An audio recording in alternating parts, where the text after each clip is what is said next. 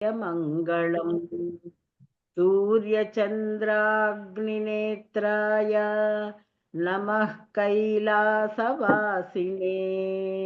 సచ్చిదానందరూపాయ ప్రమథేశాయ మంగళం మృత్యుంజయాయ సాంబాయ సృష్టిస్థిత్యంతకారిణే त्र्यम्बकाय सुशान्ताय त्रिलोकेशाय मङ्गलम् गङ्गाधराय सोमाय नमो हरिहरात्मने उग्राय त्रिपुरघ्नाय वामदेवाय मङ्गलम् सद्योजाताय शर्वाय भव्यज्ञानप्रदायिने ईशानाय नमस्तुभ्यं पञ्चवक्त्राय मङ्गलम् सदाशिवस्वरूपाय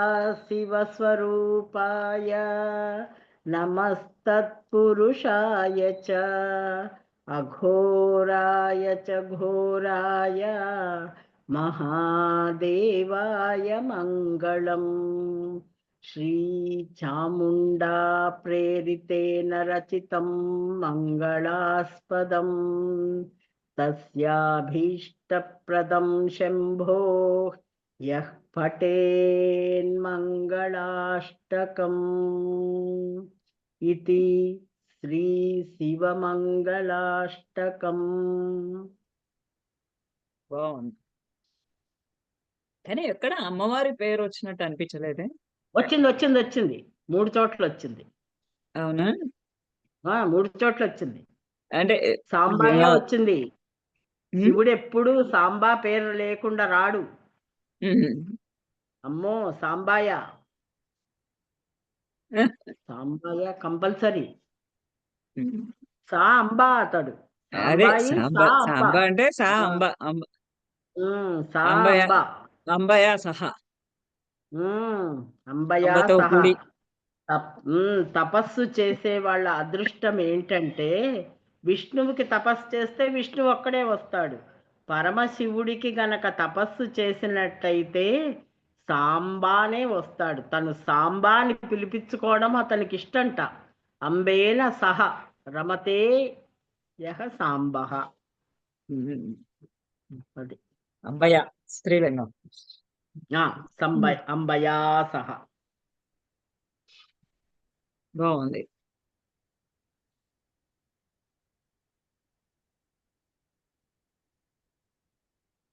రాముడి మీద పాడతారా?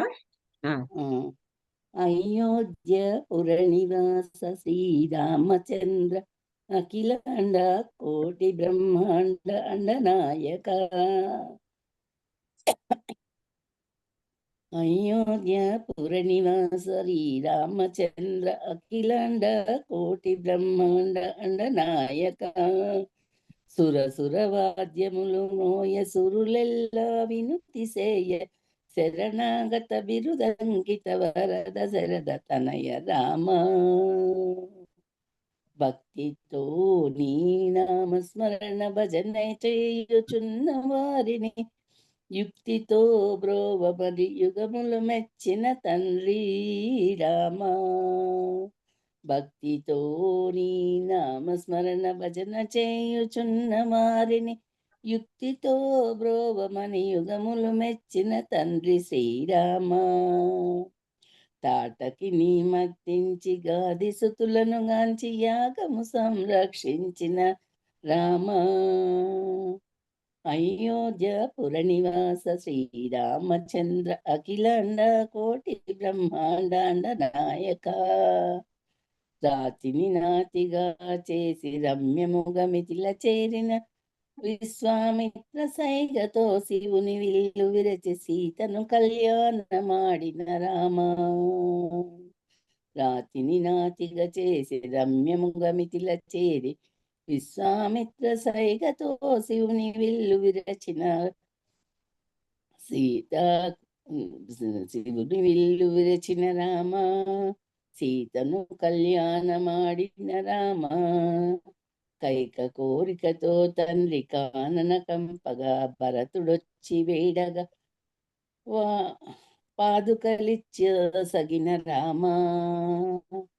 అయోధ్యపుర నివాస అఖిలాండ కోటి బ్రహ్మాండ అండనాయక.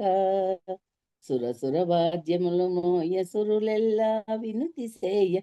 శరణాగత బిరుదంకిత వరద శరద తనయ రామ. వీలు చూసి వాలినేసిన రామ. సుగ్రీవునితో కలిసి ఆంజనేయునికి అంగుళీయక మెచ్చి లంకకు పంపిన రామ. సీతకిచ్చిన అంత సీత పులకించి చూడమని నీయగా. రామునికిచ్చిన ఆంజనానందన ఆంజనేయ రామ. సంతసమందిన రామ. అయోధ్యపుర నివాస అఖిలాండ కోటి బ్రహ్మాండ అండనాయక. సురసుర వాద్యములు మోయ సురులెల్లా వినితి సేయ. శరణాగత బిరుదంకిత వరద శరద తనయ రామ. వారధిని వందించి లంకకేసి దశగ్రీవుని హతమార్చిన రామ. అయోధ్య చేరి 10 సహస్రవత్సరములు రాజ్యమేలి వైకుంఠం మేగిన అయోధ్యపుర నివాస రామ. అయోధ్యపుర నివాస శ్రీరామచంద్ర అఖిలాండ కోటి బ్రహ్మాండ అండనాయక. సురసుర వాద్యములు మ్రోయ సురులెల్లా వినుతి సేయ. శరణాగత బిరుదంకిత వరద శరణ తనయ రామ. మొత్తం అయిపోయిందమ్మా. రామాయణం అంతా వచ్చేసింది. ఆ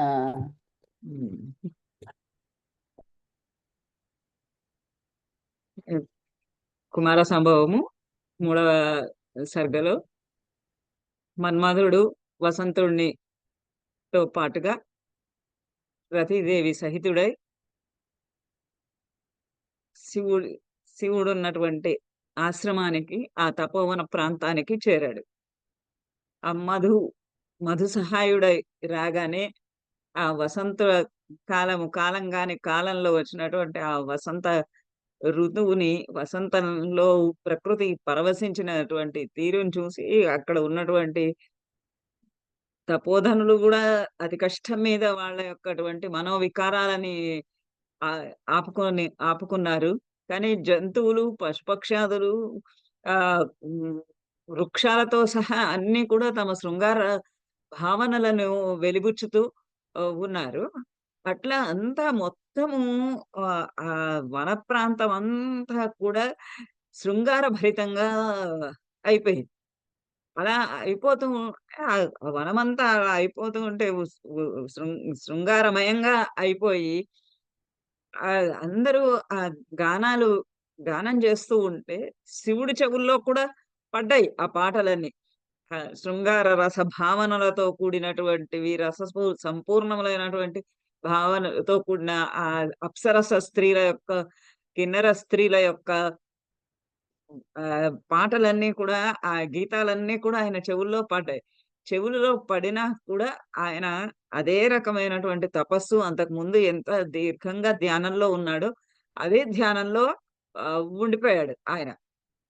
ఎందుకంటే అటువంటి మహాత్ములైనటువంటి వారికి, అలా ధ్యానంలో నిమగ్నమైనటువంటి వారికి, ఆత్మలోనే చూసుకునేటటువంటి వారికి బయట ఉన్నటువంటి రకరకాలైనటువంటి అంతరాయాలు, అడ్డంకులు ఇవన్నీ కూడా వాళ్ళకి ఏవి ఉండవు.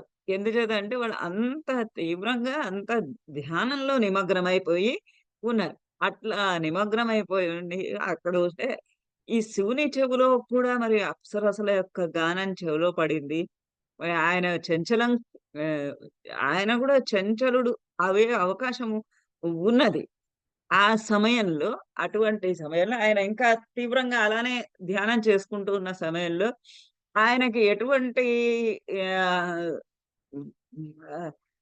డిస్టర్బెన్సెస్, ఎటువంటి అంతరాయాలు కలగకుండా కాపాడటానికి అక్కడ ఒక సెక్యూరిటీ గార్డ్ నంది నందీశ్వరుడు అలా కూర్చొని ఉంటాడు. ఆయనకి శివునికి ఎటువంటివి ఆటంకాలు కలగకుండా చూడటానికి ఆయన ఎప్పుడూ శివుని వాహనమైనటువంటి నంది ఆయనకు ఎదురుగుండా అలానే కూర్చుంటాడు. మన శివాలయాల్లో ఎక్కడికెళ్ళినా గాని నంది లేని శివాలయాలు అసలు ఉండవు. ఆ నందీశ్వరుడు అలా కూర్చొని ఉన్నాడు. ఇప్పుడు ఇక్కడ శివుని యొక్క ప్రమథ గణాలు కూడా అందరూ పశువులేంటి, పక్షులేంటి, చివరికి వృక్షాలు కూడా తమ శృంగార భావనను ప్రకటన చేస్తున్నాయి. మరి ఇంకా ప్రమథ గణాలన్నీ కూడా ఆ వసంత ఋతువు కాలంలో వచ్చినటువంటి ఆ వసంత ఋతువుకి పరవశించిపోయి ఏ ఉన్నాయి. అక్కడ కూర్చున్నటువంటి నంది మరి ఇలాంటి అంతరాయాలన్నీ ఏమీ రాకుండా కాపాడాలి కదా! అప్పుడు లతా ఏ ఏ వనంలో ఎక్కడైతే శివుడు కూర్చొని తపస్సు చేసుకుంటున్నాడో అక్కడ ఆ లతాగృహ ద్వారగతః అథ నంది వామ ప్రకోష్టార్పిత హేమవేత్ర ముఖార్పిత ముఖార్పితైకాంగులి సంజ్ఞయా ఏవ మా చాపలా ఇది గణాన్ వ్యనైషీత్. లతాగృహద్వారగతో అథ నంది వామ ప్రకోష్టార్పిత హేమవేత్రః ముఖార్పితైకాంగులి సంజ్ఞయా ఏవ మా చాపలాయ ఇది గణాన్ వ్యనైషీత్. అథ అంత అంటే అంత అప్పుడు ఆ సమయంలో అంటే అంత మొత్తం అంతా ఆ వన ప్రాంతం అంతా కూడా శృంగారభరితంగా ఉన్నటువంటి ఆ యొక్క సమయంలో లతాగృహ గత నందీశ్వరుడు లతాగృహ ద్వారగత.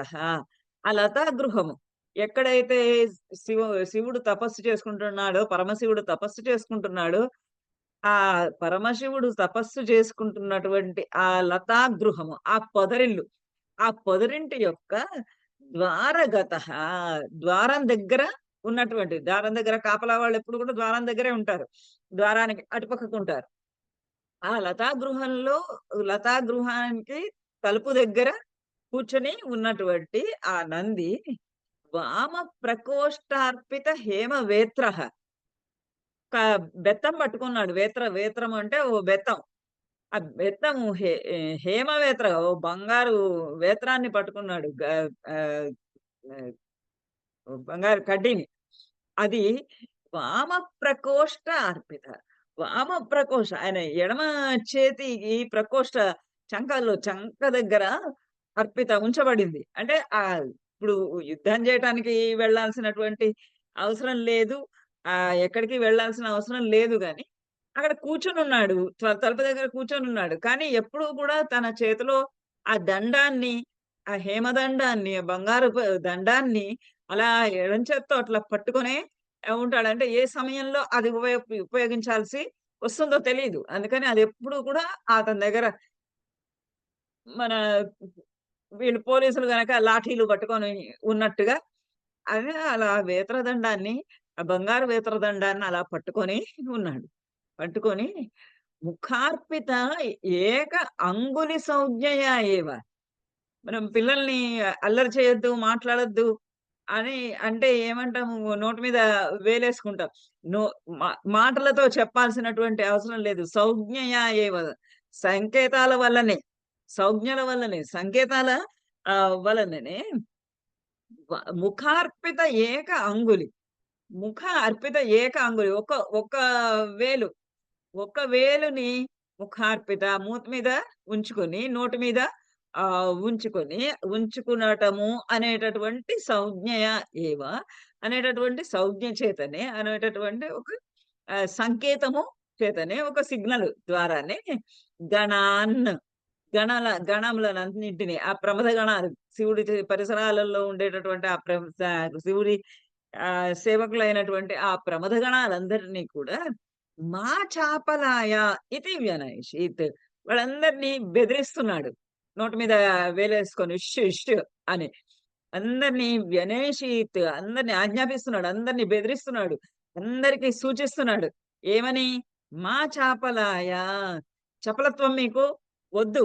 ఇటువంటి చపలత్వము గాని, ఇటువంటి అల్లరి గాని, ఇటువంటి చంచలమైనటువంటి బుద్ధి గాని మా వద్దు అని ఇతి అని గణాన్ వ్యనయషీత్. ఆ గణాలన్నింటికి కూడా వ్యనయషీత్ ఆజ్ఞాపిస్తున్నాడు, సూచిస్తున్నాడు, బెదిరిస్తూ ఉన్నాడు. ఎట్లా నోటి మీద ఒక వేలేసుకొని. నో అంటే అప్పట్లో కూడా మాట్లాడద్దు అని ఎవరినన్నా అనాలంటే నోటి మీద వేలేసుకోవడమే అనేటటువంటిది ఇప్పుడు మన స్కూళ్ళల్లో ఉండడం కాదు, ఎప్పటి నుంచో ఉందన్నమాట మనకి. ముఖార్పిత ఏక అంగులి సంజ్ఞ ఇవ, నోటి మీద వేసుకున్నటువంటి ఒకే ఒక వేలు ద్వారా ఆయన అందరినీ కూడా మీరు ఇంకా అల్లరి ఆపండి, ఇట్లాంటి చపలత్వము, ఇట్లాంటి చంచలమైనటువంటి బుద్ధి ఇలా వద్దు. అక్కడ పరమశివుడు తపస్సు చేసుకుంటూ ఉన్నాడు. ఆయనకి ఎటువంటి ఆటంకాలు, విఘ్నాలు కలగకూడదు.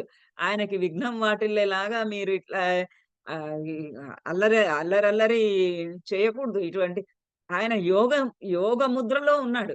యోగ ముద్రలో ఉంటే అవన్నిటిని ఆయన పంచేంద్రియాలని కట్టడి చేసుకొని, మనస్సును కట్టడి చేసుకొని, ఆత్మను అనుసంధానం చేసుకొని ఆయన తపస్సు చేసుకుంటూ ఉంటే, ఇక్కడ ఇదేంటి విషయవాంఛలు, ఇహలోకపు వాంఛలు, విషయవాంఛలన్నింటితో కూడినటువంటి ఈ శృంగార రసమైనటువంటి ప్రదర్శన, చపల చిత్తము ఏమిటి, ఇవన్నీ నో అని నోటి మీద వేలేసుకొని ఆ ప్రమద గణాలందరినీ కూడా ఆజ్ఞాపిస్తూ ఉన్నాడు. వాళ్ళందరినీ కూడా బెదిరిస్తూ ఉన్నాడు. అతను అట్లా ప్రమద గణాలని మాత్రమే ఆయన ఆజ్ఞాపిస్తూ ఉంటే, వాళ్ళందరినీ ఆర్డర్ చేస్తూ ఉంటే, వాళ్ళందరికీ సూచిస్తూ ఉంటే, ఆ నందీశ్వరుడు చేతిలో వేత్రదండాన్ని పట్టుకొని, ఎడం చేతిలో వేత్రదండాన్ని పట్టుకొని, కుడి చేతి వేలుని తీసి నోటి మీద వేలు వేసుకోని కేవలం సూచన, సంకేతం ద్వారానే తెలియజేస్తున్నాడు మాట్లాడొద్దు అని. గట్టిగా హింకారంగా కూడా చెయ్యలేదు, ఏమీ చేయలేదు. జస్ట్ సైలెన్స్ అని నోటి మీద వేలేసుకుంటే అంత మాత్రం చేతనే ఏమైంది, ప్రకృతి అంతా కూడా నిష్కంప వృక్షం నిర్భృత ద్విరేఫం మూకాండజం శాంత మృగ ప్రచారం తశాసనాత్ కాననమేవ సర్వం చిత్రార్పితారంభమివ అవతస్తే. నిష్కంప వృక్షం నిభృత ద్విరేఫం మూకాండజం శాంత మృగ ప్రచారం. ఈ విధంగా తచ్చాసనాత్ కాననమేవ సర్వం చిత్రార్పితారంభం ఇవ అవతస్తే. అంతా ఆయన అలా ఒక సూచన చేయగానే, ఒక బెదిరించినట్టుగా నోటి మీద వేసుకొని ఇష్యూ సైలెన్స్ అన్న ఒక్క నో మా చాపలాయ, ఇటువంటి చపలత్వము కూడదు, తగదు, ఈ చాంచల్యము, చిత్త చాంచల్యము సరి అయినది కాదు అన్నట్టు సూచనగా ఆయన నోటి మీద వేలు వేసుకోగానే నిష్కంప వృక్షం, అందరూ అంతకుముందు చెప్పాడు కదా, వృక్షం కూడా తన శృంగార రస భావనను చూపిస్తోంది. ఆ లత దానిని అల్లుకొని వెళ్ళినటువంటి లతని పరిరంభము చేస్తున్నదా అన్నట్టుగా, కౌగులించుకుంటున్నదా అన్నట్టుగా, కొమ్మలన్నీ ఇలా కొమ్మలలా వంగి ఆ లతను పట్టుకుంటున్నట్టుగా ఉన్నది అని వర్ణించాడు. అలా చెట్లు కూడా గాలి వీస్తున్నాయి, చల్లటి గాలులు వీస్తూ ఉన్నాయి. అలాంటి చెట్లన్నీ కూడా కంపం, వాటి ఒక మూమెంట్, వాటి యొక్క కదలికను నిలిపి వేసినాయి.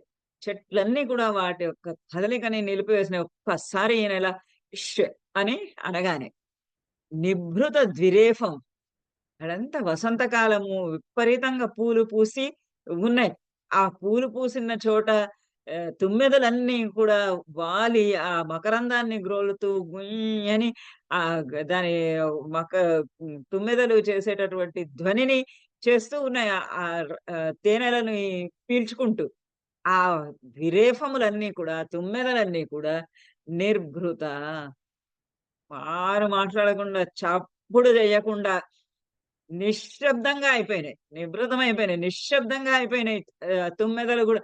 అంటే వాటి యొక్క సహజ స్వభావాన్ని కూడా వదిలేసినాయి. ఈ నందీశ్వరుని యొక్క ఒక ఆజ్ఞ చేత. మూక అండజం. అండజం అంటే పక్షులు అండాల నుంచి పుట్టేవి.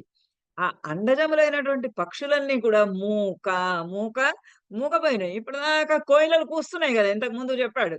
ఆ వసంత ఋతువు రాగానే ఇలా పక్షులన్నీ కూడా శృంగార భావనను ప్రకటిస్తూ, కోయిలలేమో ఆ మామిడి పూత తిని చక్కగా మధురమైనటువంటి గానాలు పాటలు పాడుతూ ఉంటే, ప్రేయసీ ప్రియుల్లో ప్రియురాలికి గనక కోపం వస్తే నువ్వు అలగకూడదు. ఇది వసంతకాలము. ప్రియుడికి సహకరిస్తూ ఆనందాన్ని గ్రోలాల్సిన సమయము అన్న సూచనగా కోయిలలు కూస్తున్నాయి అని జెప్పాడు. ఆ కోయిలల్లాంటి పక్షులు అన్నీ కూడా మూక మూగబోయినాయి. అవన్నీ ఒక్కటే సైలెంట్‌గా అయిపోయినాయి. శాంత మృగ ప్రచారం. ఆ మృగములు, పశువులు, రకరకాలైనటువంటి జంతువులను గురించి వర్ణించాడు. అనేక రకాలైనటువంటి జంతువులు, ఆ ఏనుగు తన తొండంతోటి నీళ్లు జల్లుతున్నది మగ ఏనుగు మీద. అలా మె జింకలేమో వెళ్ళి ఆడ జింకని గోముగా అలా గోకుతూ, గీరుతూ ఉన్నది అనుకుంటే ఇట్లా రకరకాలుగా పశువులను గురించి వర్ణించాడు ఆ శృంగార భావనను. అవన్నీ కూడా శాంత ప్రచారం. వాటి యొక్క ప్రచారం, వాటి యొక్క కదలిక, మూవ్‌మెంట్, వాళ్ళ యొక్క కదలిక అంతా కూడా శాంతము అయిపోయింది. అంటే అది గూడా ఏ మాత్రము కదలిక లేకుండా ఎక్కడున్నవి అక్కడ. తి తి ఎక్కడికి తిరగకుండా ఎక్కడున్నవన్నీ ఎక్కడున్న జంతువు ఇక్కడక్కడే ఉన్నది. ఇవి 4 రకాలైనటువంటి సృష్టి.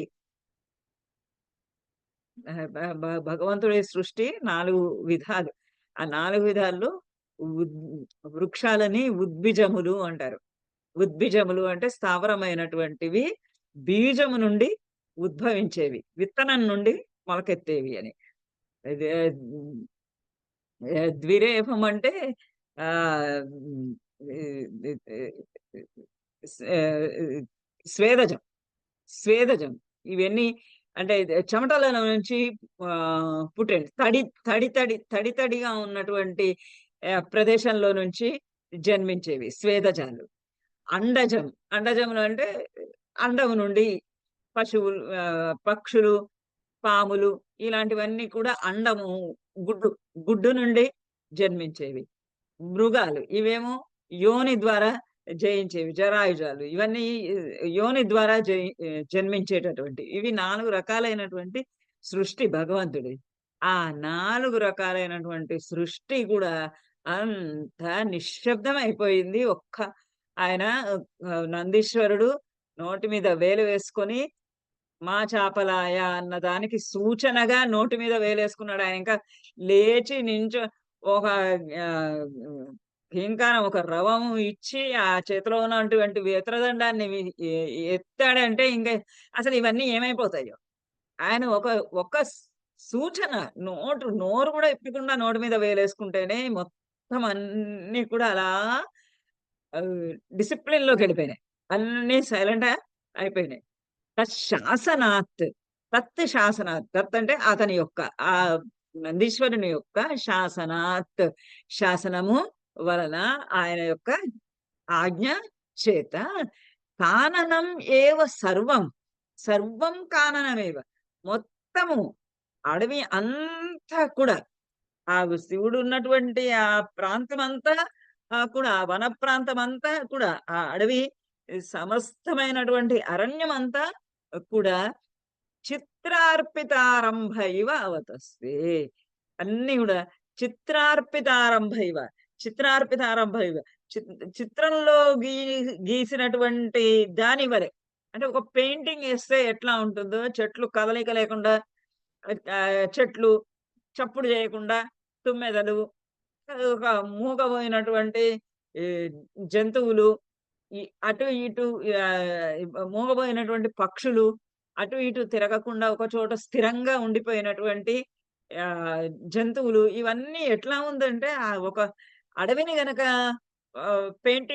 మంచిగా పెయింటింగ్ వచ్చిన వాళ్ళు గనక డ్రాయింగ్ గీస్తే ఎట్లా ఉంటుందో చిత్రార్పిత ఆరంభ ఇవ వాటి వాటి వాటి యొక్క ప్రయత్నం అంతా కూడా చిత్రార్పితం ఇవ చిత్రార్పితం ఒక పెయింటింగ్ లోకి వెళ్ళిపోయినట్టుగా ఒక చిత్తరువులోకి అర్పింపబడినట్టుగా చిత్తరువుగా చేయబడినట్టుగా అవతస్థే అవతస్థే అన్ని కూడా కనబడుతూ ఉన్నాయి. అలా నిలిచిపోయినాయి. ఒక్క ఆ నందీశ్వరుడి ఆజ్ఞ చేత అన్ని కూడా చిత్రంలో లాగా ఎక్కడివక్కడ చిన్నపిల్లలు ఆడుకుంటారు కదా ఆటలు, స్టాండ్ స్టిల్ అని ఆట ఆడతారు. ఒకళ్ళు వెనక్కి తిరిగి నెంబర్లు కౌంట్ చేస్తూ వెనక్కి తిరిగి స్టాండ్ స్టిల్ అనగానే ఎక్కడున్న వాళ్ళు అక్కడ కదలిక లేకుండా ఉండాలి. చిన్నగా కదిలితే వాళ్ళు అవుట్. అట్లా ఇక్కడ ఈయన నోటి మీద ఒక వేలేసుకోగానే అన్నీ ఎక్కడివక్కడ చిత్తరువులో ఉన్నట్టుగా, పెయింటింగ్ లో ఉన్నట్టుగా, డ్రాయింగ్ గీసినట్టుగా ఒక పోర్ట్రేట్ లో ఉంటే ఎలా ఉంటాయో అలా మొత్తం సర్వమేవ కారణం. ఒకటి కాదు, మొత్తము అడవి అంతా కూడా, అరణ్యం అంతా కూడా, ఆ కాననం అంతా కూడా, శివుడు ఉన్నటువంటి ఆ వన ప్రాంతం అంతా కూడా అట్లా అయింది. అలా అయ్యేటప్పటికి ఇప్పుడు పాపం మన్మధుడు ఎలా ముందుకు సాగాలి? మన్మధుడు వెళ్ళాలి, తన పూలబాణం వెయ్యాలి, శివునిలో కదలిక రావాలి. ఇవంతా చూస్తున్నాడు వెనక నుంచి మన్మధుడు. ఇది ఇలా ఇష్యూ అనగానే అంతా ఇలా అయిపోవటం. ఇంకా ఏం చేశాడు? దృష్టిపాతం పరిహృత్య తస్య కామః పురః శుక్రమివ ప్రయాణే ప్రాంతేషు సారీ సంసక్త నమేరు శాఖం ధ్యానాస్పదం భూపతేరు వివేశ. మెల్లగా అటు ఇటు చేసి దొంగతనంగా దూరాడు. ఆ శివుడు తపస్సు చేసుకునే చోటుకి మెల్లగా వచ్చేసాడు. దృష్టి ప్రపాతం పరిహృత్య తస్య కామః పురః శుక్రమివ ప్రయాణే ప్రాంతేషు సంసక్త నమేరు శాఖం ధ్యానాస్పదం భూతపతేర్ వివేశ. తస్య అతని యొక్క అంటే ఆ నందీశ్వరుని యొక్క దృష్టి ప్రపాతం పరిహృత్య, దృష్టి ప్రపాతం ఆయన కళ్ళల్లో పడటము అనేది, ఆయన చూపులలో పట్టం అనేది ఆ నందీశ్వరుని యొక్క, ఎందుకంటే అక్కడ నందీశ్వరుడు అంతా ఇట్లా చూస్తున్నాడు. వేత్రదండం చేతిలో ఉన్నది, నోటి మీద వేలేసుకొని ఉన్నాడు. అలా ఉన్న ఆ నందీశ్వరుణ్ణి చూసి ఏదో రకంగా ఆయన కళ్ళ పడకుండా, ఆయన ఆయన చూపులకి వశము కాకుండా దృష్టి ప్రపాతం పరివృత్తి, ప్రపాతం అంటే పడటం, దృష్టి కంటి చూపుకి ముందు రాకుండా, కంట్లో పడకుండా పరిహృత్య దానిని, ఆ కంట్లో పడటం అనే దానిని కంటి చూపులోకి పడటాన్ని పరిహృత్య నివారించుకొని, అంటే ఆయన అటు పడకుండా అలా పక్కగా అనమాట. కాముడు ప్రయాణే పురః శుక్రమివ ప్రయాణ కాలంలోట చుక్కలకు ఎదురుగుండా వెళ్ళకూడదు అని చెప్తారట. అలానే శుక్రగ్రహము, బుధగ్రహము, అంగారక గ్రహము ముందు ఉంటే ఆ ముందు ఉన్నప్పుడు ముందు అవి ముందు ఉండంగా వాటి ముందు నుంచి అలా జరుగుతూ ప్రయాణం చేయకూడదు అని శాస్త్రము చెప్తున్నది. అంటే పూర్వకాలంలో రాజులు యుద్ధాలకి వాటికి వెళ్ళేవాళ్ళు కదా. యుద్ధాలకి వాళ్ళు వెళ్ళేటప్పుడు ప్రతి శుక్రం ప్రతి బుధం ప్రత్యంగారకమేవ అపి శక్రసమో రాజా, శక్రసముడు అయినటువంటి రాజు కూడా, అంటే ఇంద్రునితో సమానమైన రాజు అయినా కూడా ప్రతి శుక్రం ప్రతి బుధం ప్రతి అంగారకం ఈ 3 గ్రహాలతోటి హతో సైన్య నివర్తి. ఆయన ఈ ప్రయాణ సమయంలో ఈ 3 గ్రహాలకి ఎదురుగా వెళ్ళకూడదు అని శాస్త్రం చెప్తోంది, శాస్త్రం ప్రతిషేధిస్తున్నది. అట్లా ఇక్కడ కూడా ఈ దృష్టి ప్రపాతాన్ని పరిహరించి ఆ కంట్లో పట్టాము అనే దానిని నివారించుకుంటూ ఆయన చూపుకి దృష్టి గోచరము కాకుండా కామః పురఃశక్రమివ ప్రయాణే, ప్రయాణంలో ఏ విధంగా అయితే శుక్ర శుక్ర గ్రహాన్ని దాటుకొని వెళ్ళిపోతారో, శుక్ర గ్రహం యొక్క కళ్ళల్లో పడకుండా ఆ దృగ్గోచరం కాకుండా వెళ్తారో, అలా ప్రాంతేషు సంసక్త నమేరు శాఖ, ఆ ప్రాంతంలోనే అక్కడ పక్కపక్కల, అంటే పొదరింట్లో ఉన్నాడు కదా, పొదరింట్లో ఉంటే పక్క పక్కన మళ్ళీ ఇంక కొన్ని కొన్ని అవి ఇవి రకరకాలైనటువంటి చెట్లు ఉన్నాయి. అందులో ఒక నమేరు శాఖం, నమేరు అనేటటువంటి వృక్షము, అది సురపొన్న వృక్షం అంటారు. అది దానికి కొంచెము ఆకులు అవి కొద్దిగా ఎక్కువగా ఉంటాయి. ఆ ఆకులన్నింటి మాటున ఆగి ప్రాంతేషు, ప్రాంతేషు అంటే నియర్ బై దగ్గరలో ఉన్నటువంటి సంసక్త నమేరు శాఖం సంసక్త, ఆ నమేరు కొమ్మలని, ఆ నమేరు వృక్షపు కొమ్మల శాఖలని అడ్డుగా చేసుకొని ధ్యానాస్పదం భూతపతేరు వివేశ. ధ్యానాస్పదం భూతపతే, భూతపతి శివుని యొక్క ధ్యానాస్పదం, ఎక్కడైతే ఆయన ధ్యానం చేసుకుంటున్నాడో ఆ పొదరింట్లోకి ధ్యాన ఆస్పదం, ఆ ధ్యానం చేసుకునేటటువంటి స్థలంలోనికి వివేశ ప్రవేశించాడు. మెల్లగా అటు ఇటు చేసి మొత్తానికి శివుడు సమాధి చేసుకుంటున్నటువంటి ప్రదేశము, ప్రాంతము ఎక్కడుందో ఆ ప్రాంతానికి, అంటే పక్కపక్కల నుంచి ఆ నమేరు వృక్ష శాఖల యొక్క ఆ కొమ్మల్ని అడ్డుగా పెట్టుకొని వాటి పక్కల నుంచి అలా మెల్లగా సందు చేసుకొని శివుడు తపస్సు చేసుకుంటున్నటువంటి ధ్యానంలో సమాధిలో ఉన్నటువంటి ఆ నివాసంలోనికి ప్రవేశించాడు. ప్రవేశిస్తే అక్కడ ఇలా ఉన్నాడు శివుడు.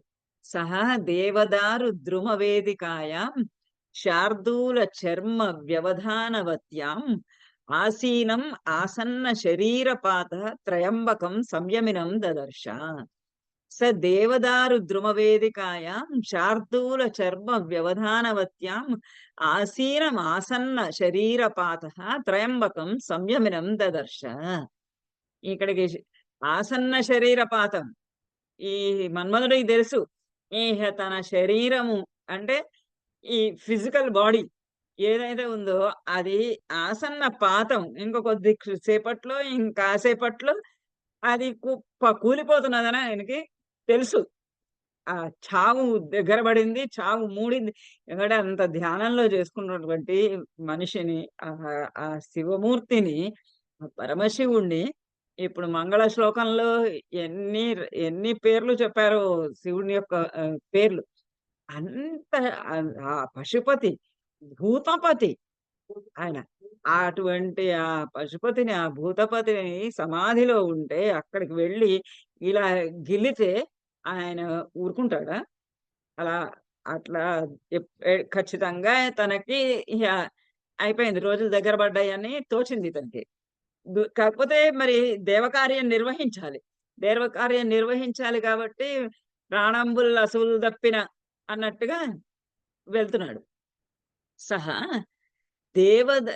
సహ అంటే అతడు, ఆ కామదేవుడు మన్మధుడు, దేవదారు ద్రుమవేదికాయాం శార్దూల చర్మ వ్యవధానవత్యాం ఆసీనం సంయమినం. ఆ సంయముడు, ఆ శివుడు సమాధి స్థితిలో ఉన్నటువంటి ఆ శివుడు పరమశివుడు దేవదారు ద్రుమ వేదికాయం ఎక్కడున్నాడు అంటే, దేవదారు ద్రుమ వేదికాయం, దేవదారు చెట్టు, ఆ దేవదారు ద్రుమం అంటే చెట్టు, దేవదారు ద్రుమము, దేవదారు చెట్టుని, ఈ చెట్టు యొక్క వేదికాయం, దానికి వేదికగా చేసుకొని, అంటే చెట్టు యొక్క అరుగు మీద సాధారణంగా కూడా చెప్తారు, చెట్లు ఎక్కడున్నా గాని చెట్టును ఆనుకొని కూర్చొని, చెట్టుకి గనక వెన్నెముకను ఆనుకొని కూర్చుంటే చెట్లులో నుంచి ఒక రకమైనటువంటి ఎనర్జీ పాస్ అవుతుంది అని చెప్తారు చెట్లకి. అందుకని చెట్టును ఆనుకొని అలా కూర్చోమని చెప్తారు, చెట్ల కింద ఉండమని. మనకి ఈ వనభోజనాలు ఇవన్నీ ఎందుకు వచ్చినాయి అంటే, చెప్తే వినరు కదా జనాలు. చెట్టుని ఆనుకొని కూర్చుంటే మంచిది, రోజుకి 5 నిమిషాలు చెట్టుకి వీపుని చెట్టు కాంచి కూర్చోంటే, అందుకని వనభోజనం చెయ్యిపోమన్నారు. అదొక సంప్రదాయం లాగా సృష్టించారు. అలా ఇక్కడ ఈ దేవదారు వృక్షం యొక్క బేసు దానిని వేదికాయ అక్కడంతా ఒక అరుగులాగా చేసి ఆ దేవదారు వృక్షపు యొక్క అరుగు మీద వేదిక పైన శార్దూల చర్మ వ్యవధాన వచ్చా ఆ వేదిక ఎప్పుడు కూడా నేల మీద డైరెక్ట్ గా కూర్చోకూడదు అని చెప్తారు. అందులోనూ సమాధి స్థితిలోకి వెళ్ళాలనుకున్న వాళ్ళు, తపస్సు చేసుకోవాలనుకున్న వాళ్ళు, చదువుకోవాలనుకున్న వాళ్ళు, భోజనం చేయాలనుకున్న వాళ్ళు ఎప్పుడు కూడా ఒక చాప పరుచుకొని లేదా ఒక చిన్న చెద్దరు పరుచుకొని గాని ఒక చిన్న ఒక దర్భపుల్లన్నా వేసుకొని కూర్చోమంటారు. కింద సరాసరిగా కూర్చోకుండా. అంటే అందులో తపస్సు చేసుకునేటటువంటి వారికి పులి చర్మం కానీ లేదా జింక చర్మం కానీ దాన్ని కింద పరుచుకొని ఒక చాపలాగా పరుచుకొని దానిపైన కూర్చుంటే కాన్సంట్రేషన్ లెవెల్స్ బాగా పెరుగుతాయి అని చెప్తారు. శార్దూల చర్మ వ్యవధానవచ్చం. ఆ వేదికకును ఆయన కూర్చున్న దానికి వ్యవధానం కొంచెం తేడా ఏముంది అనంటే, ఆ తేడాలు శార్దూల చర్మం. శార్దూల చర్మము పులి చర్మం. పులి చర్మము అలా కొంచెం ఒక పులి చర్మము పరిచినటువంటిది. అరుగు అరుగు మీద దేవదారు వృక్షం దగ్గర అరుగు మీద ఒక పులి చర్మం పరిచి, ఆ పులి చర్మం మీద ఆయన ఆసీనం కూర్చున్నటువంటి ఆ సంయమనం త్రయంబకం 3 కన్నులు ఇంకా మూడో కన్ను తెరవలేదు. కానీ 3 కళ్ళు ఉన్నాయి ఆయనకి. ఆ త్రయంబకం 3 కన్నులు కలిగినటువంటి ఆ త్రయంబక సంయమనం ఆ ధ్యాన స్థితిలో ఉన్నటువంటి సమాధిలో ఉన్నటువంటి సమాధి నిష్ఠలో ఉన్నటువంటి ఆ శంకరుని ఆసన్న శరీరపాత సహ దదర్శ. ఆసన్న శరీరపాత ఇక కాసేపట్లో కొద్దిసేపట్లో తన శరీరము నశించిపోతున్నది అని అన్నటువంటి నశించిపోయేటటువంటి వాడై సహా అతడు ఆ కాముడు ఆ మన్మధుడు దదర్శ చూశాడు. ఆ సంయమనుడి ఆ సమాధిలో ఉన్నటువంటి శంకరుని చూశాడు. చావు దగ్గర పడిన వాడే ఆసన్న శరీరపాతం చావు దగ్గర పడింది ఆయనకి. ఆ చావు దగ్గర పడినటువంటి వాడు ఈ శరీరము నశించిపోవడానికి సిద్ధంగా ఉన్నటువంటి వాడు. అందుకనే త్రయంబకం అని అక్కడ శివుడికి ఇంతకుముందు భూతపతే అన్నాడు, ఇప్పుడు త్రయంబకం అంటున్నాడు. భూతపతి ఎందుకన్నాడు అంటే ఆయన తపస్సు చేసుకుంటూ ఉంటే అన్ని భూతాలు కూడా నిశ్చలంగా అయిపోయినాయి, నిశ్శబ్దంగా అయిపోయినాయి. ఎందుకంటే ఆయన ప్రభువు యొక్క సేవకుడు ఆజ్ఞాపించాడు. ఆయన ప్రభువుని ఏమాత్రము కూడా ప్రభువు యొక్క ధ్యానానికి ఏమాత్రము ఆటంకము రానివ్వద్దు అని అక్కడ. అందుకని భూతపతి అనే విశేషణం వాడేది. ఇక్కడ త్రయంబకం అంటున్నాడు. ఎందుకంటే ఇప్పుడు మన్మధుడిని 3వ కన్ను తెరిచి భస్మీభూ పటలం చెయ్యాలి. అందుకని ఆ త్రయంబకం పదం వాడేది. ఆసన్న పాత ఇంకా తెలీదు మనకి ఆయన అలా చేస్తాడా లేదా అని. కానీ మనకి కథంతా ముందు నుంచే తెలుసు కాబట్టి అంటే నీకు మూడిందిలే అని అంటారు కదా సాధారణంగా మాట్లాడుకునే కొలోకియల్ లాంగ్వేజ్ లో కూడా. ఎవరన్నా చాలా దీక్షలో అలా ఉన్న వాళ్ళని వెళ్తే అంటే ఇంకా నిజంగా చంపేయకపోయినా కానీ మాటలతోటో దేనితోటో వాళ్ళని కోప్పడతారు అన్నప్పుడు నీ మూడిందిలే అని అంటారు కదా. అట్లా ఇక్కడ ఆసన్న శరీరపాతం. ఆసన్నం అంటే దగ్గరకు వచ్చింది, శరీరపాతము దగ్గరగా వచ్చింది. మృత్యువు దగ్గరగా వచ్చినటువంటి వాడై ఆ సహా అతడు అక్కడ కూడా. అందుకనే మరణము అలాంటివి వాడలేదు ఇక్కడ. ఓన్లీ శరీరపాతం. శరీరము పైకి కనిపించేటటువంటి రూపం ఏదైతే ఉందో ఆ పైకి కనిపించేటటువంటి రూపం మాత్రమే భస్మము అవుతున్నది. కానీ ఆయన యొక్క ఆత్మ ఏదైతే ఉందో అది అన్ని చోట్ల తిరుగుతూనే ఉంది. ఆనాటికి ఈనాటికి కూడా మన్మధుడు జీవించే ఉన్నాడు ప్రపంచంలో. కాకపోతే శరీరము లేదు అంతే. ఆ దదర్శ చూశాడు ఎలా ఉన్నాడనేది ఇక్కడ నుంచి ఒక 6 శ్లోకాలు. సహ దదర్శ అన్నది అన్నింటికి కామన్ గా తీసుకోవాలి. ఇట్లాంటి శ్లోకాలన్నింటినీ కూడా పులకములు అంటారు. అంటే ఒక క్రియాపదము మనకి రఘువంశంలో కూడా చాలా వచ్చినాయి. ఒక క్రియాపదము ఒకటే అన్నిటికీ క్రియాపదం తీసుకోవాలి. సహ దదర్శ అతడు చూశాను. ఏం చూశాడు? ఎలా ఉన్న శివుణ్ణి చూశాడు.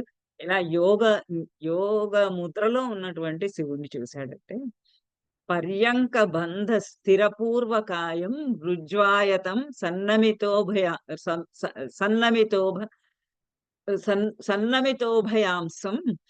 ఉత్తానపాణిర్ద్వయ ద్వయ సన్నివేశాత్ ప్రఫుల్లరాజీమివ అంకమధ్యే పర్యంక బంధ స్థిరపూర్వకాయం రుజ్వాయతం సన్నమిత ఉభయాంసం ఉత్తానపాణి ద్వయ సన్నివేశాత్ ప్రఫుల్లరాజీవమివ అంకమధ్యే. పర్యంక బంధంలో ఉన్నాడు. పర్యంక బంధము అని అంటే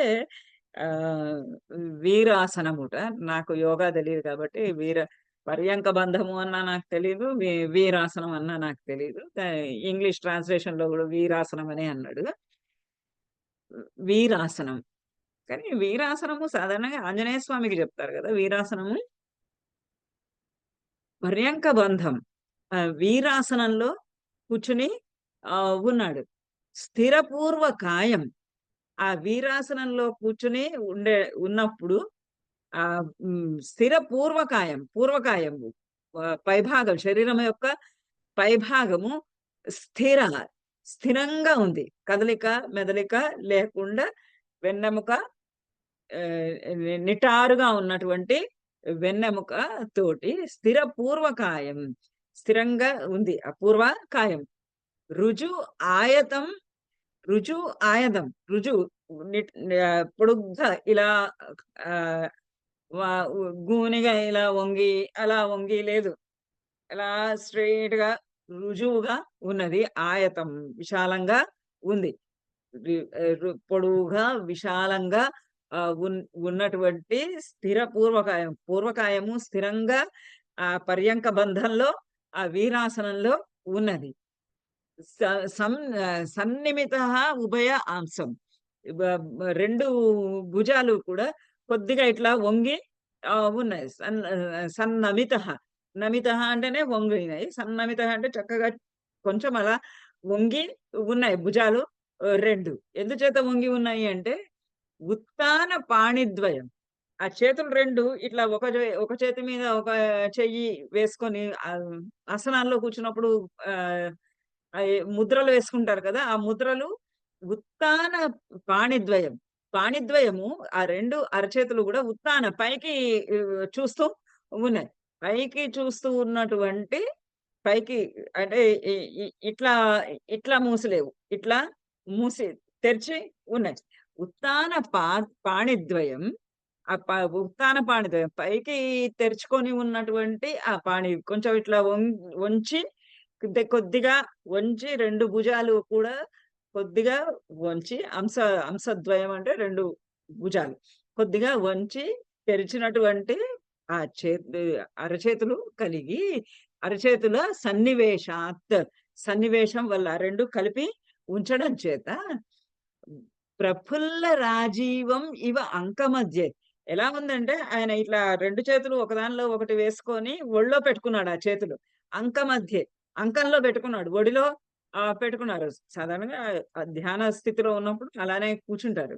ఆ ఒడిలో పెట్టుకొని ఆయన రెండు అరచేతులు తెరిచి ఒళ్ళో పెట్టుకొని కూర్చుంటే ఆయన పూర్వకాయము వీరాసనంలో ఉండి పొడవుగా నిటారుగా వెడల్పుగా రెండు భుజాలు ఇట్లా వంగి అలా ఉన్నది. ఎట్లా ఉంది అని అంటే ప్రఫుల్ల రాజీవం ఇవా చక్కగా పూసినటువంటి రాజీవం తామర పువ్వు ఎలా ఉంటుందో అంటే ఆ రెండు అరచేతుల పైన ఆయన శరీరం ఇట్లా ఒక తామర పువ్వు లాగా అంక మధ్యే ఆయన ఒడి మధ్యలో నుండి ఒక తామర పువ్వు అలా విచ్చుకుంటున్నదా అన్నట్లుగా ప్రఫుల్ల విచ్చుకున్నటువంటి తామర పువ్వులాగా ఉన్నటువంటి ఆ పరమశివుణ్ణి సహ దదర్శ. ఆ మన్మధుడు చూశాడు.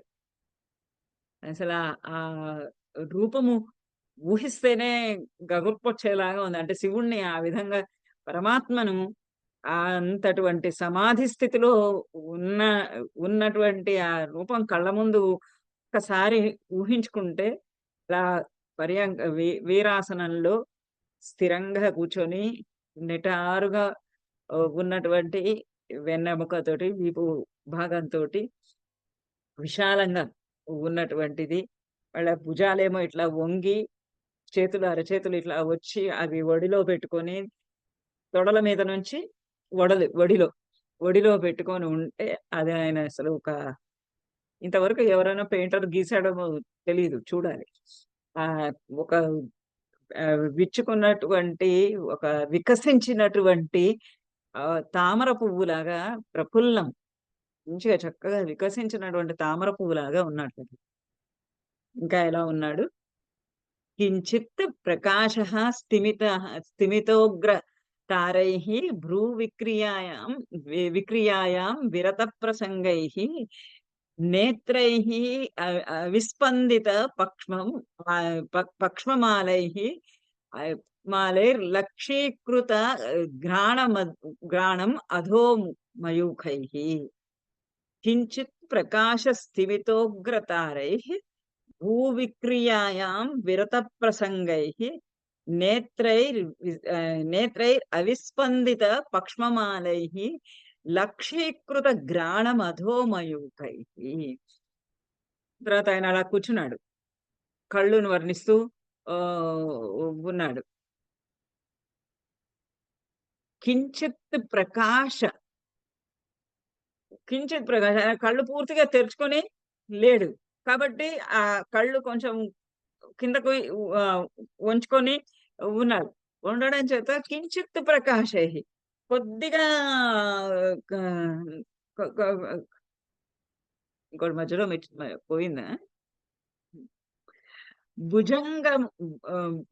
భుజంగమోన్నద్ధ జటాకలాపం కర్ణావసక్త ద్విగుణాక్ష సూత్రం కంఠ ప్రభాసంగ విశేష నీలాం కృష్ణత్వచం గ్రంథిమతీం దధానం. భుజంగమోన్నద్ధ జటాకలాపం కర్ణావసక్త ద్విగుణాక్ష సూత్రం కంఠ ప్రభాసంగ విశేష నీలాం కృష్ణత్వచం గ్రంథిమతీం దధానం. రమణి గారు ఏంటండి ఒక శ్లోకం విడిచిపెట్టారు? అదే అది చూసి ముందుకు వెళ్ళాను. అచ్చా అచ్చా, సరే, సారీ. పర్వాలేదు.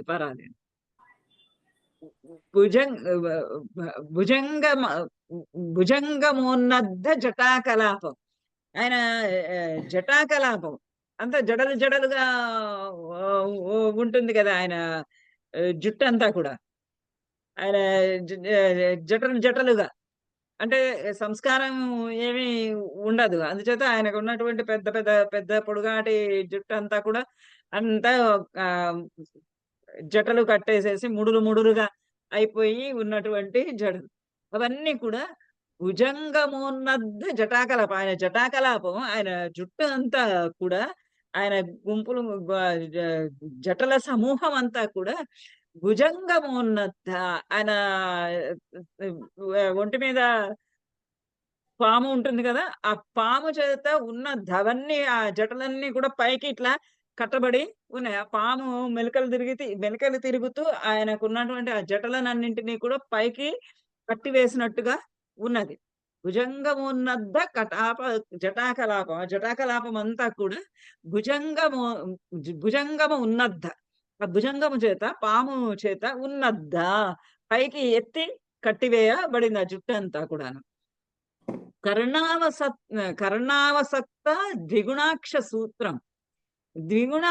అక్షసూత్రం, ఆ రుద్రాక్ష మాల మెడలో వేసుకున్నటువంటి రుద్రాక్ష మాల ద్విగుణం 2 వరసలుగా చేసి కర్ణావసక్తం చెవుల మీద వేసుకొని ఉన్నాడు ఆయన.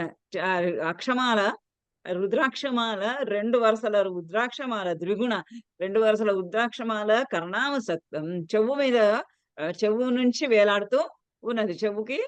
చెవు నుంచి వేలాడుతూ ఉన్నది. కంఠప్రభాసంగ విషంగ నీల కృష్ణత్వచం గ్రంథిమతీం దదానం. ఇంకా కంఠప్రభాసంగ విశేష నీలాం కృష్ణత్వచం. ఆయన ఒంటి మీద బట్టలు ఏమి ఉండవు కదా పాపం, అవి వేసుకున్నాడు ఏదో ఒకటి. ఒక కృష్ణత్వచం, ఒక నల్ల జింక చర్మము వేసుకున్నాడు. ఆ జింక చర్మాన్ని ఏం చేశాడు ఆయన ఇక్కడ గ్రంథిమతీం కట్టి వేసుకున్నాడు. పైన ఒక ఒక ఉత్తరీయం లాంటిది ఆయన ఇక్కడ ముడి వేసుకొని ఉన్నాడు. కృష్ణత్వచం గ్రంథిమతి. ఆ ముడి వేసినటువంటి గ్రంథి అంటే ముడి వేసినటువంటి కృష్ణత్వచం ఆ జింక, నల్ల జింక చర్మము కంఠప్రభాసంగ విశేష నీలం. అది ముందే నల్లగా ఉంది. ఆ నల్ల జింక యొక్క చర్మము అది కంఠప్రభాసంగ ఆ కంఠం దగ్గర కట్టివేయటం చేత ఆ కంఠ ఆయన కంఠము నీలకంఠుడు కదా, ఆ కంఠం యొక్క కాంతి చేత ప్రభల చేత కంఠంలో గొంతు దగ్గర ఉన్నటువంటి మెడ దగ్గర ఉన్నటువంటి ఆ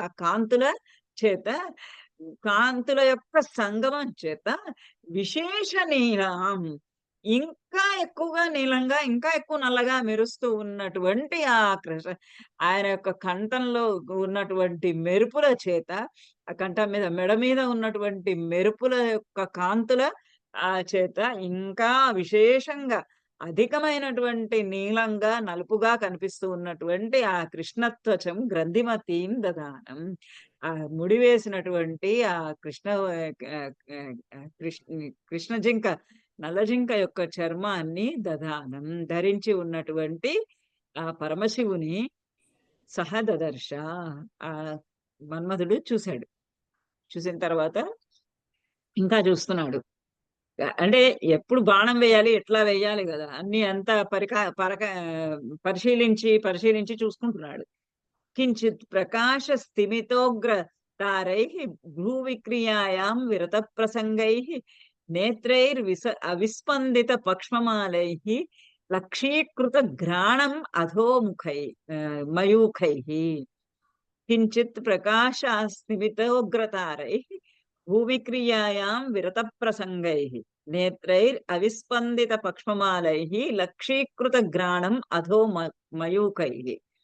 ఇంకా ముఖం మీద ఉన్నటువంటి కళ్ళు కించిత్ ప్రకాశ, కించిత్ కొద్దిగానే ప్రకాశం కలిగి ఉన్నాయి. ఎందుకంటే కళ్ళు పూర్తిగా తెరిచి లేవు కాబట్టి, అరమూసిన కన్నులు కాబట్టి అందులో ఉన్నటువంటి కాంతి ప్రభలు అన్ని వైపులా వెళ్ళి విరయటం లేదు. కొంచెం కొద్దిగా కాంతి, కించిత్ కొద్దిపాటి కాంతితో ప్రకాశ కాంతి కలిగినటువంటివి. స్థిమిత ఉగ్ర తారై, స్థిమితం కదలకుండా ఉన్నటువంటి ఉగ్రమైనటువంటి తీక్షణమైనటువంటి తారై నల్లగుడ్లు కలిగి ఉన్నాయి. ఆ కళ్ళు మెరుస్తున్నాయి, కళ్ళల్లో కాంతి ఉంది, కానీ కొంచెం తగ్గి ఉంది, కొంచెంగా ఉంది ఆ కాంతి. ఆ కాంతి కొద్దిగా కాంతి కలిగినటువంటి ఆ కళ్ళల్లో ఉన్నటువంటి నల్లగుడ్లు స్థిమిత కదలడం లేదు, అటు ఇటు కదలకుండా తీక్షణంగా ఉన్నాయి. అంటే ఆయన సమాధిలో ఉన్నాడు కదా, అందుకని నల్లగుడ్డు అటు ఇటు కదలడం లేదు, ఒకసారి చోట స్థిరంగా ఉంది, కదలిక మెదలిక లేకుండా ఉన్నది, ఉగ్రంగా కూడా ఉన్నది, తీక్షణంగా ఉన్నది. ఉగ్రతారై భ్రూ విక్రియాయాం విరత ప్రసంగై. భ్రూ విక్రియాయ కనుబొమ్మలు అలాంటివన్నీ కూడా, ఆ ముఖం మీద ఉన్నటువంటి కనుబొమ్మలు, కనురెప్పలు ఇవన్నీ కూడా విరత ప్రసంగై, అవి ఏమీ చలనం లేకుండా విరత ఆపివేసుకొని నిలిపివేసుకున్నటువంటి వాటి యొక్క ప్రసంగం అంటే వాటి యొక్క ప్రసారం, కదలిక, చలనమేమీ లేకుండా స్థిరంగా ఉన్నటువంటి ఆ కనుబొమ్మలు కనురెప్పలు కలిగిన వాడే, నేత్రై అవిస్పందిత పక్షమాలై, ఆ నేత్రాలు, కళ్ళు అవిస్పందిత పక్ష్మమాలై, కను రెప్పల కంటిపైన ఉండేటటువంటి కను రెప్పలు ఉంటాయి కదా, అవి కూడా అవిస్పందిత పక్షమాలలు, ఆ వరుసగా ఉన్నటువంటి ఆ కనువు రెప్పలు అవి కూడా అవిస్పందిత, ఏమీ కదలడం లేదు. అంటే ఎంత నిశ్చలంగా ఉండి ఆయన తపస్సు చేసుకుంటున్నాడు. లక్షీకృత గ్రాణం అధోమయూకై, ఆ కళ్ళు అధోమయూకై అధః కిందకి, వాటి యొక్క మయూకై కాంతుల చేత, లక్షీకృత గ్రాణం ముక్కు చివరి మీద, ముక్కు మీదనే లక్షీకృత దాన్ని సూటిగా ముక్కుని లక్ష్యంగా చేసుకుని ఆ ఉన్నటువంటి కంట్లలో నుంచి ఉన్నటువంటి కాంతులు అక్కడ ప్రసరిస్తూ ఉన్నాయి. ఎటు ఏ మాత్రము కదలిక లేకుండా, కను బొమ్మలు కానీ, కను రెప్పలు కానీ, కళ్ళు కానీ ఏవి కూడా కదలటం లేదు, స్థిమితంగా అలానే ఉన్నాయి. దాంట్లో కొద్దిపాటి కాంతి కనిపిస్తోంది. ఆ కాంతి మయూఖలు కూడా ముక్కు మీదకి, అంటే ధ్యానం చేసుకుంటున్నప్పుడు ముక్కు చివరి మీద కాన్సన్ట్రేట్ శ్రద్ధ కలిగి ఉండాలి అని చెప్తారు ఇక్కడ. అంటే ఫోకస్ ముక్కు చివరి మీద చెయ్యాలి అని యోగ శాస్త్రంలో చెప్తారు. అట్లా ఉన్నాడు ఈయన. ఇంకా అవృష్టి సంరంభం ఇవ అంబువాహం అపామివ ఆధారం అనుత్తరంగం అంతశ్చనానాం మరుతాం నిరోధాత్ నివాత నిష్కంపమివ ప్రదీపం. అవృష్టి సంరంభం ఇవాంబువాహం అపామివాధారమనుత్తరంగం అంతశ్చరాణాం మరుతాం నిరోధాత్ నివాత నిష్కంపమివ ప్రదీపం అని ఎంత నిశ్చలంగా ఎట్లా ఉన్నాడంటే అసలు ఏ మాత్రము కదలక లేదు. అసలు ఊపిరి కూడా పీల్చుకుంటున్నాడో లేదో కూడా తెలియదు మనకి. అంత నిశ్చలంగా అంత ఏ మాత్రము కదలిక మెదలిక లేకుండా, కనుబొమ్మలు కనురెప్పలు కూడా కదలటం, కంటి గుడ్లు కూడా కదలటం లేదు. అంత నిశ్చలంగా ఉండి తపస్సు చేసుకుంటూ ఉన్నాడు ఆయన. అది చేస్తూ ఉంటే ఆయన ఎలా ఉన్నాడు అంటే, అవృష్టి సంరంభం ఇవ అంబువాహం. అంబువాహం అంటే మేఘము. నీటిని మోసేది అని. అంబుం వహతి ఇది అంబువాహ, నీటిని మోసేది అని. ఆ అంబువాహము అవృష్టి సంరంభం. అందులో వృష్టి వాన, వర్షపు నీరు కాని, వర్షపు సంరంభం గాని, ఆ వృష్టి నా వృష్టి అన్నమాట. నా వృష్టి అంటే ఆ వృష్టి, నైతత్పురుష సమాసం. అవృష్టి సంరంభం అంబువాహం. ఆయన ఒక అంబువాహం, ఒక పెద్ద మేఘంలాగా ఉన్నాడు.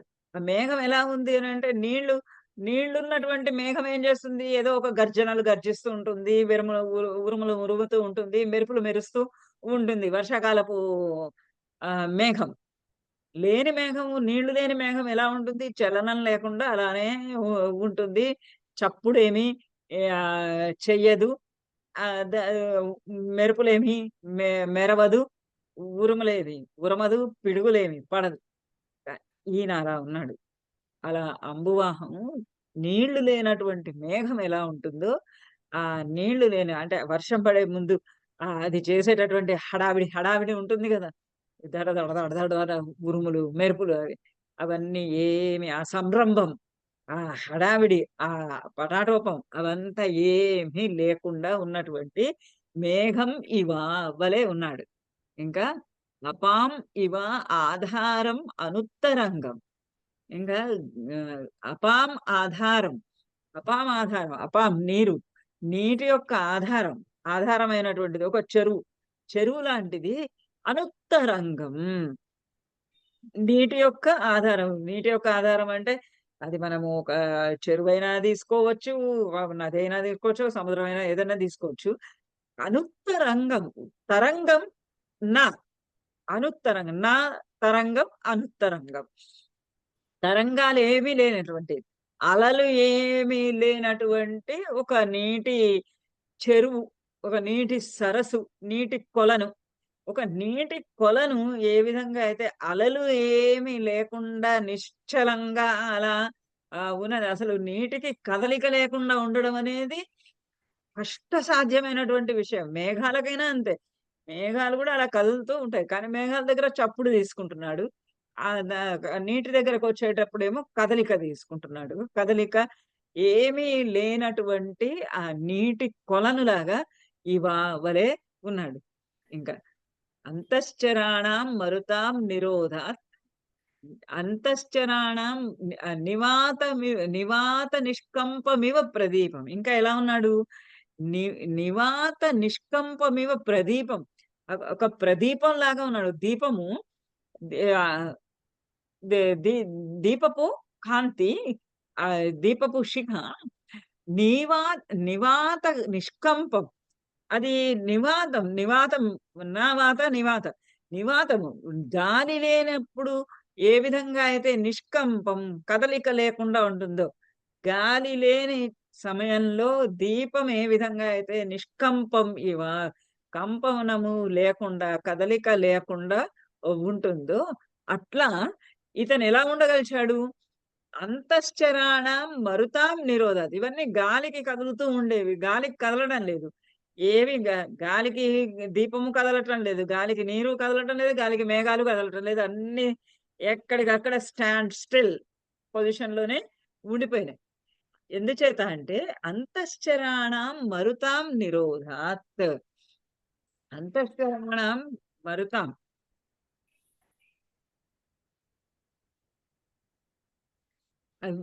మరుతాం వాయువులు, గాలులు. అంతశ్చరాణం మరుతాం. అంతశ్చరాణం లోపల, శరీరం లోపల ఉండేటటువంటి గాలులు, వాయువులు. మనం చెప్తాం కదా, ప్రాణాపాన వ్యాన ఉదాన సమాన వాయువులు, 5 రకాలైనటువంటి వాయువులు మన శరీరంలో కదులుతూ ఉంటాయి అని యోగ శాస్త్రం చెప్తుంది. అందులో ప్రాణమేమో హృదయంలో ఉంటుంది, అపానమేమో అనస్సులో ఉంటుంది, ఉదానమేమో నాభిలో ఉంటుంది, వ్యానమేమో మొత్తం అంతా శరీరం అంతా కూడా తిరుగుతూ ఉంటుంది. ఇలా 5 రకాలైనటువంటి వాయువులు మన శరీరంలో కదులుతూ ఉంటాయి, చలనం కలిగిస్తూ ఉంటాయి. అంతశ్చరాణం మరుతాం.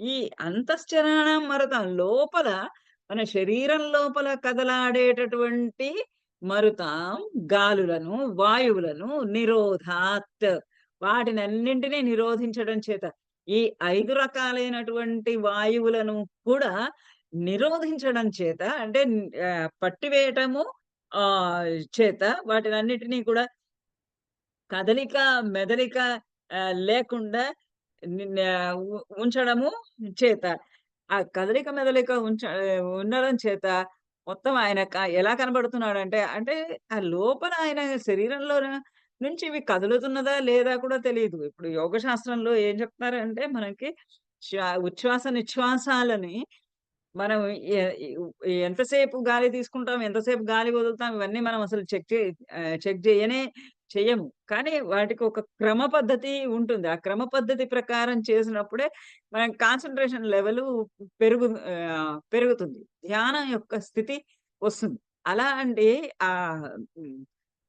ఆయన ఎవరు, పత్రి గారు చెప్తారు కదా, శ్వాస మీద ధ్యాస అని. అలా ఈయన శరీరంలో ఉన్నటువంటి 5 రకాలైనటువంటి వాయువులను, ఆ వాయువులన్నింటినీ కూడా నిరోధించడం చేత, కట్టడి చేయటం చేత ఆయన మేఘంలాగా ఉన్నాడు. వాన హడావిడి, వాన ఆడంబరము, డాంబికం లేనటువంటి మేఘంలాగా ఉన్నాడు. తరంగాలు లేని, అలలు లేని కదలిక లేని, అలలు లేని చెరువులాగా, నీటి కొలంలాగా ఉన్నాడు. కదలిక లేని ఒక దీపంలాగా ఉన్నాడు. ఆ శంకరుడు తపస్సు చేసుకుంటున్నటువంటి ఆ శంకరుణ్ణి సహదదర్శ అతడు చూశాడు. ఇంకా కపాల నేత్రాంత లబ్ధ మార్గై జ్యోతి ప్రరోహైర్ ఉదితై శిరస్థః మృణాల సూత్రాధిక సౌకుమార్య బాలస్య లక్ష్మీం గ్లపయంతమిందోః. కపాల నేత్రాంతర లబ్ధ మార్గై జ్యోతి ప్రరోహైర్ ఉదితై శిరస్థః మృణాల సూత్రాధిక సౌకుమార్యాం బాలస్య లక్ష్మీం గ్లపయంతమిందోః. ఒక చంద్రుడు నెలవంక, శివుడి తల మీద ఒక నెలవంక ఉంటుంది కదా, ఆ నెలవంక ఎక్కడ కనిపిస్తుందా అని వెతుక్కుంటున్నాడు ఈయన. వెతుకుతూ ఉంటే కపాల నేత్రాంతర లబ్ధ మార్గ జ్యోతి, ఒక జ్యోతి ఆయన తపస్సు చేసుకుంటూ ఉంటే ఆ ఒక జ్యోతి ఆయన తలపై నుంచి కపాల నేత్రాంతర, కళ్ళల్లో నుంచి బ్రహ్మరంధ్రంలో నుంచి పైకి వెడుతూ ఉన్నటువంటి ఆ జ్యోతి ప్రరోహై, ఆ జ్యోతి వెలుగుతూ ఉన్నటువంటి జ్యోతి యొక్క ప్రరోహై, వాటి యొక్క కిరణముల చేత ఉదితై శిరస్థ తలపైన ఉదితై అవన్నీ కనపడుతూ ఉంటాయి. ఆయన తపస్సు చేసుకుంటూ ఉంటే ఆ బ్రహ్మరంధ్రం గుండా ఆ తలలో నుంచి ఆ కాంతులు ఎలా వెదజల్లుతూ ఉన్నాయంటే, ప్రరోహాలు మొలకలలాగా ఆ నేత్ర కపాల మార్గాల నుంచి పైకి వెడుతూ ఉన్నటువంటి ఆ యొక్క కాంతి, ఆ జ్యోతి యొక్క ప్రరోహ, ఆ జ్యోతి యొక్క కిరణాలు, మొలకలు అంటే ఇక్కడ మొలకలు కాదు, మొలకలు ప్రరోహములు అంటే మొలకలు, జ్యోతి యొక్క మొలకలు అంటే జ్యోతి యొక్క కిరణాలు, అవన్నీ కూడా శిరస్థః ఉదితై, ఆ తలపై నుంచి వెళ్తూ ఉంటే మృణాల సూత్రాధిక సౌకుమార్యాం బాలస్య లక్ష్మి ఇందోహో చంద్రుని యొక్క మృణాల సూత్రాధిక సౌకుమార్యం. అది ఎంత నాజూగ్గా ఉందంటే సౌకుమార్యము, ఎంత నాజూకుగా, ఎంత సుకుమారంగా ఉందంటే మృణాల సూత్రానికన్నా అధిక. మృణాల సూత్రం అంటే తామరతూడు కన్నా కూడా అధికంగా సుకుమారంగా ఉన్నటువంటి బాలస్య ఇందోహో, ఆ బాలస్య ఇందోహో, చిన్న అప్పుడే ఉదయించినటువంటి ఆ ఇందోహో చంద్రుని యొక్క లక్ష్మీం, ఆ కాంతిని, ఆ చంద్రవంక, ఆ నెలవంక ఎంత సన్నగా ఉంది అని అంటే అది తామరతూడు కన్నా సన్నగా అతి సుకుమారంగా ఉన్నటువంటి ఆ పసిచంద్రుడు, బాలచంద్రుడు, ఆ బాలచంద్రుని లేత చందమామ, ఆ బాలచంద్రుని యొక్క లక్ష్మీం, దాని యొక్క శోభను, దాని యొక్క ప్రకాశాన్ని, దాని యొక్క కాంతిని, ఆ శోభనంతా కూడా గ్లపయంతః ఇవ అంతా మింగేస్తున్నదా అన్నట్టుగా ఉందట. ఈయన తలలో నుంచి బయటికి వెడలుతూ ఉన్నటువంటి, అంటే ఆ బ్రహ్మరంధ్రం గుండా బయటికి వస్తూ ఉన్నటువంటి ఆ కాంతి,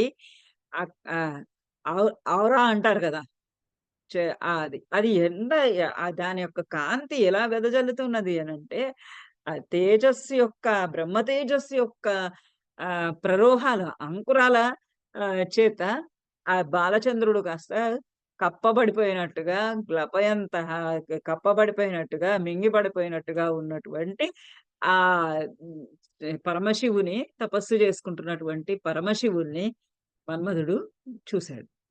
ఇంకా ఎలా ఉన్నాడు?